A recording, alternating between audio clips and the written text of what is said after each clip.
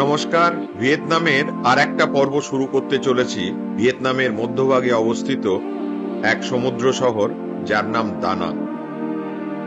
যদিও এই দানাংয়ে আমরা এক্ষুনি দাঁড়াচ্ছি না, আমরা দানাং থেকে চলে যাব বানা হিলস বলে একটি জায়গায়।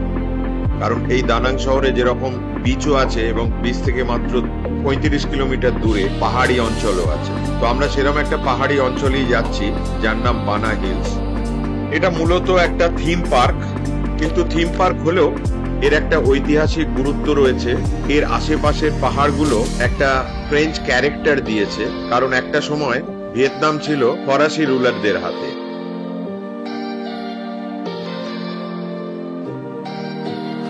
তাই ফরাসি রুলাররা এটাকে গ্রীষ্মকালীন আবাস হিসেবে এটা স্থাপন করেছিলেন।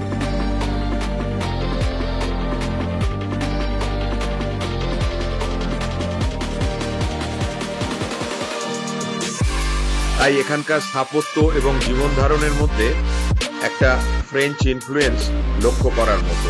অপূর্ব ল্যান্ডস্কেপের সঙ্গে সঙ্গে মিশেছে মডার্ন আর্কিটেকচার আর এর লাইফস্টাইল। সব মিলিয়ে বানা হিলসকে টুরিস্ট ম্যাপে অনেকটাই এগিয়ে নিয়ে গেছে।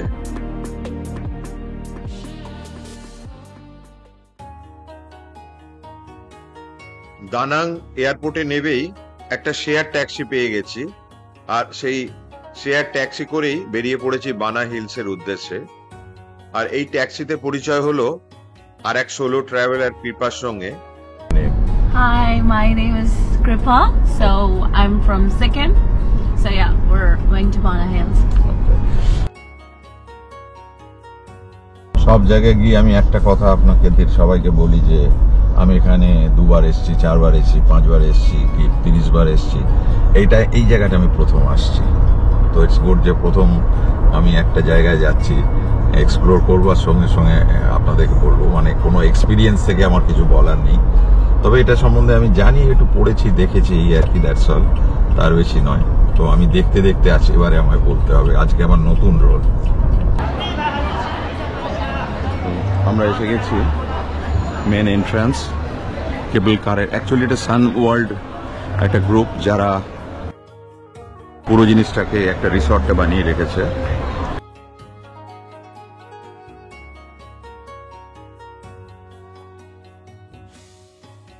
আর ওখানে আমরা একটা টিকিট কাটলাম, সেটা প্রায় 1200, তার মানে $50। $50 টিকিটে লাঞ্চটা ফ্রি আছে।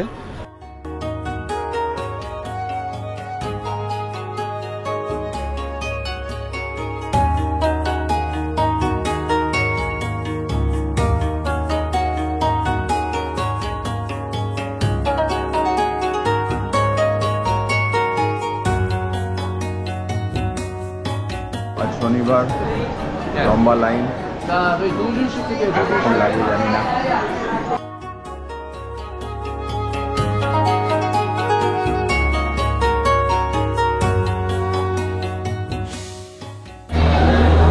তো এবার এই কেবল কার ধরে চলে যাব উপরে, যেখানে গোল্ডেন গেট আছে, আবার আর রিসর্ট আছে। গেন্টিং দেখিয়েছি আপনাদের, অনেকটা জায়গাটা গেন্টিংয়েরই মতন। প্রচুর লোক, আজ শনিবার। চেষ্টা করবো যত তাড়াতাড়ি পালিয়ে যাওয়া যায়।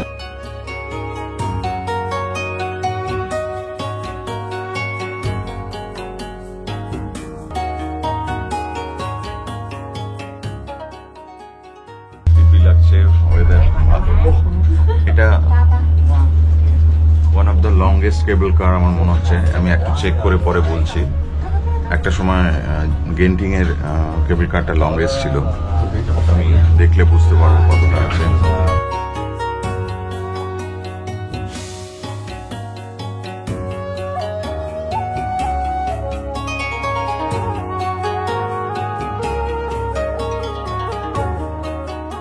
এইমাত্র কড়কড়ে রোদ ছিল, আবার এসে গেছে মেঘ।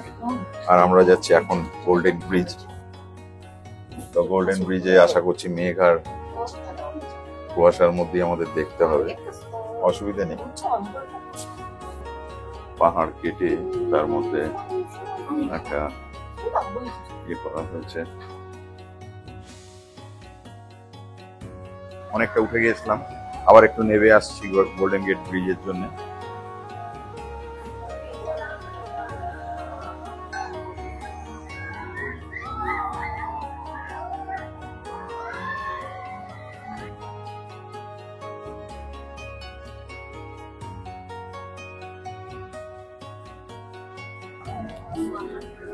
অনেক কিছু রয়েছে, থিম পার্ক বুঝতেই পারছেন, যত রকমের এন্টারটেইনমেন্ট এখানে পাবেন।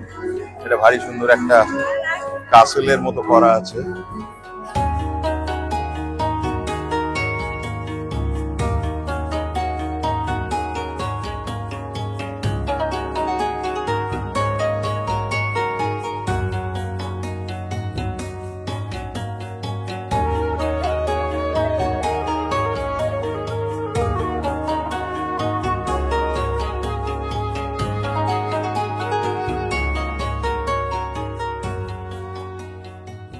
এটা অনেকটা ইউনিভার্সাল ওয়ার্ল্ড এর মতো করার চেষ্টা হয়েছে, তবে ওটা রোটেটিং, এটা ফিক্সড, যেরকম আমরা দেখতে পাই ইউরোপের ক্যাসেলের মতো।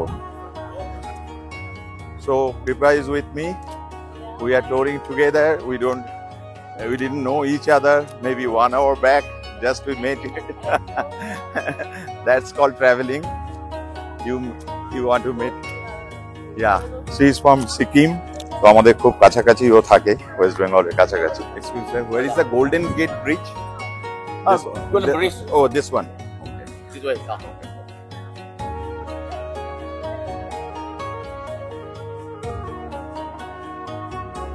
কিছুটা নীল, কিছুটা গ্রে, ধূসর, কিছুটা সবুজ, তার মধ্যে দাঁড়িয়ে রয়েছে। সূর্যকে কখন একটা দিয়ে আসবে তার জন্য ওয়েট করতে হবে। সকালে যখন এসে পৌঁছেছিলাম তখন কড়কড়ে রোদ ছিল। এই বিখ্যাত ব্রিজ, বহু টুরিস্ট আসেন এখানে, দেখেই বুঝতে পারছেন।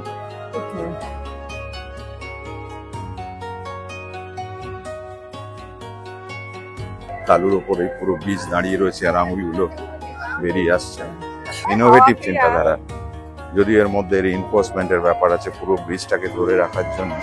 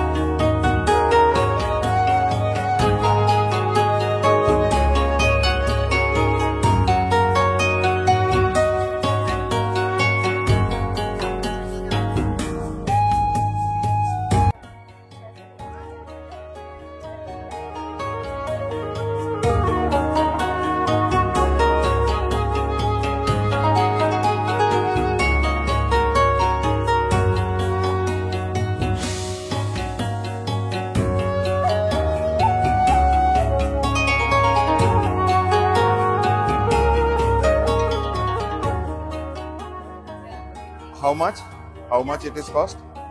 How much? 75. 25. Oh, but then it's okay.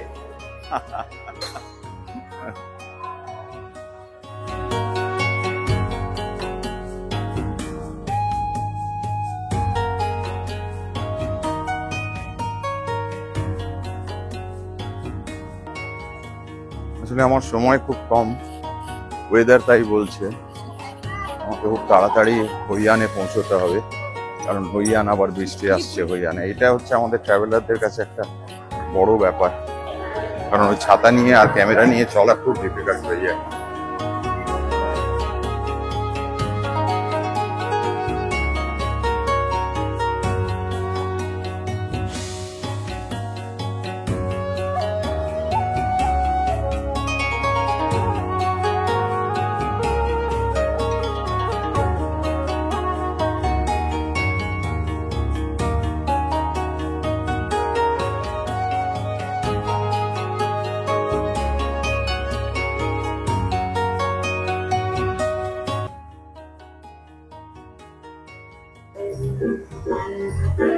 এটা হলো গোল চক্কর।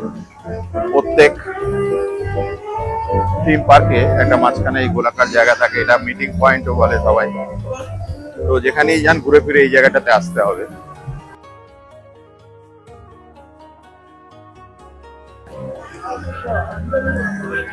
মিটিং পয়েন্ট বলতে বলতে এসে গেছে। এটা হচ্ছে বিয়ার রিজার্ভার। সুইজারল্যান্ডে দেখেছি একটা বিয়ার রিজার্ভ থেকে 5-6টা রেস্টুরেন্টে বিয়ার ডিস্ট্রিবিউট করা হয়।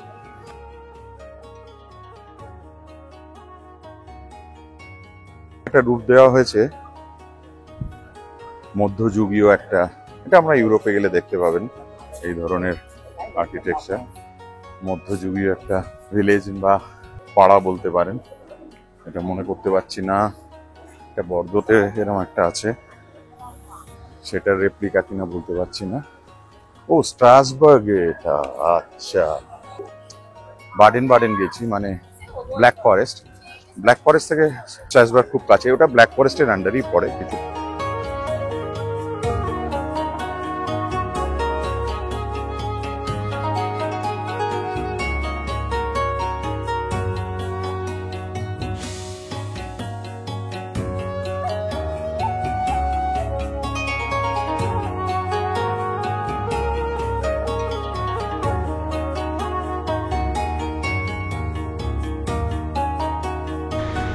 বিভিন্ন রকমের ড্রাগন রয়েছে, টর্টয়েজ রয়েছে। এদের তো আইকন বলেছিলাম, এদের 4টে আইকন আছে, স্পিংস, স্পেনিক্স, টর্টয়েজ আর ড্রাগন, 4টে ভিয়েতনামের। চলুন প্যারিসের ভেতর থেকে আবার ভিয়েতনামে ঢুকে যাচ্ছি।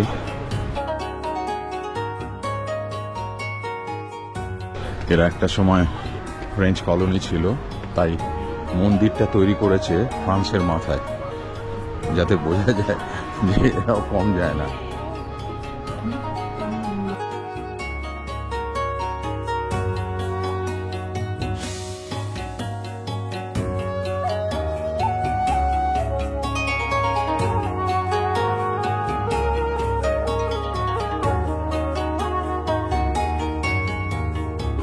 Cách nhau kẻ tình người say। একদম বানা হিলসের মাথায় এসে গেছি, ভারী সুন্দর দেখা যাচ্ছে। লাফিং বুদ্ধা আছে এখানে, রোদ্দুর উঠে পড়েছে।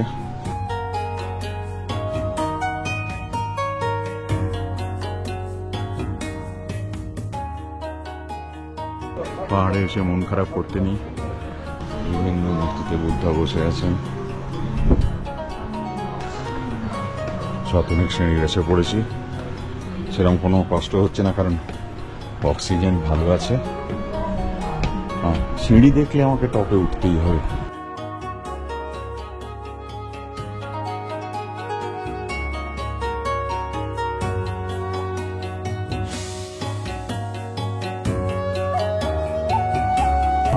Thank you. That's the best background music. Thank you.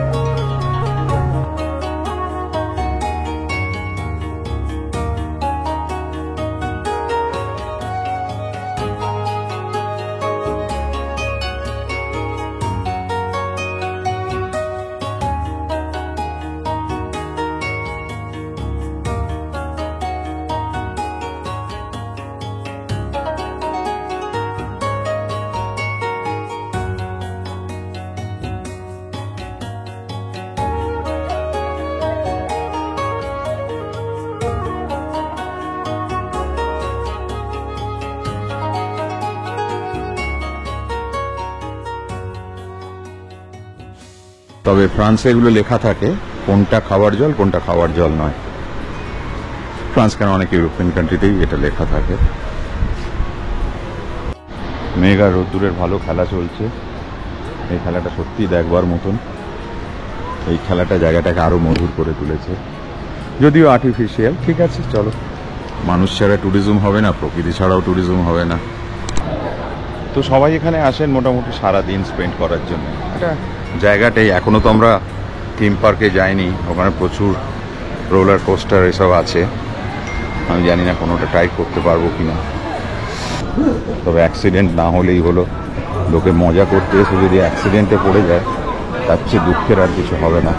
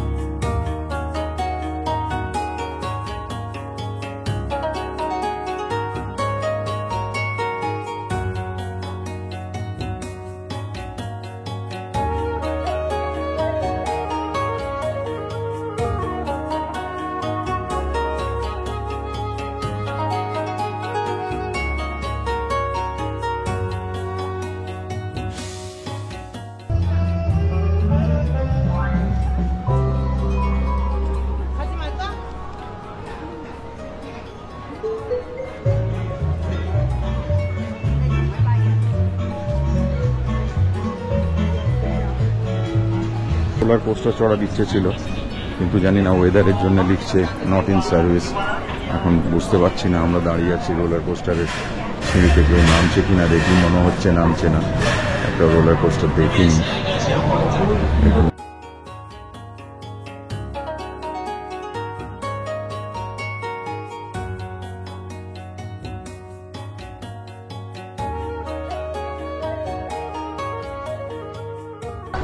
Very big one. Genting is very old thing. I went first time in maybe 97 or like that.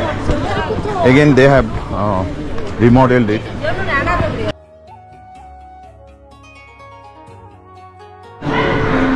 Wax museum. এবার এসে গেছি থিম পার্কে।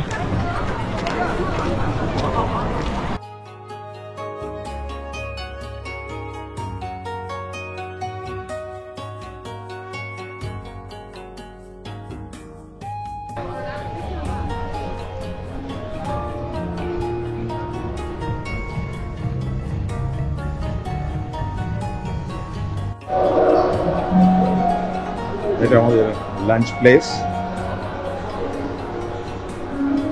গুনে দেখিনি, সবখানেক আইটেম তো হবেই।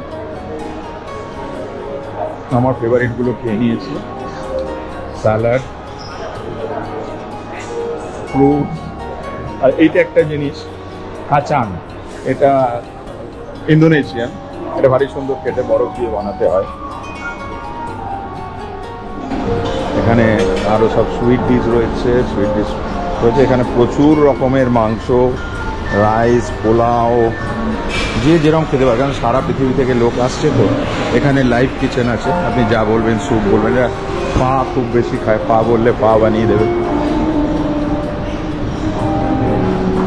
আর বিশেষ করে ভিয়েতনামিজদের ইয়ে রয়েছে, আর শুধু পা নয়, এরা অনেক ইয়ে খায়, যে সঙ্গে এমনি শাক সবজি, লতা পাতা প্রচুর খায়।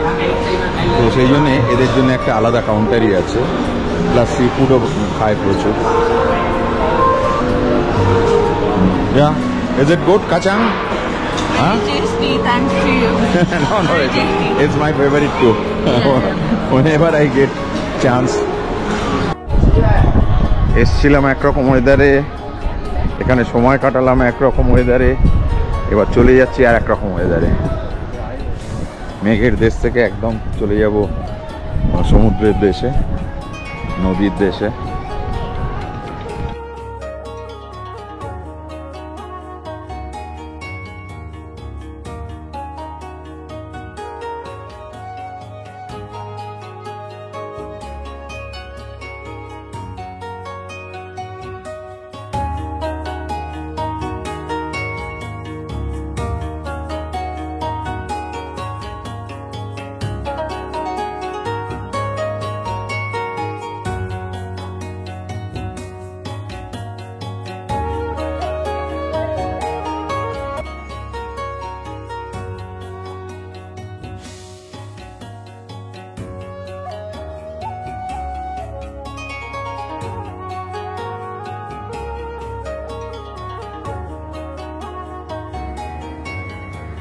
এখানেও সেই একই গল্প, সুভেনিয়ার শপ।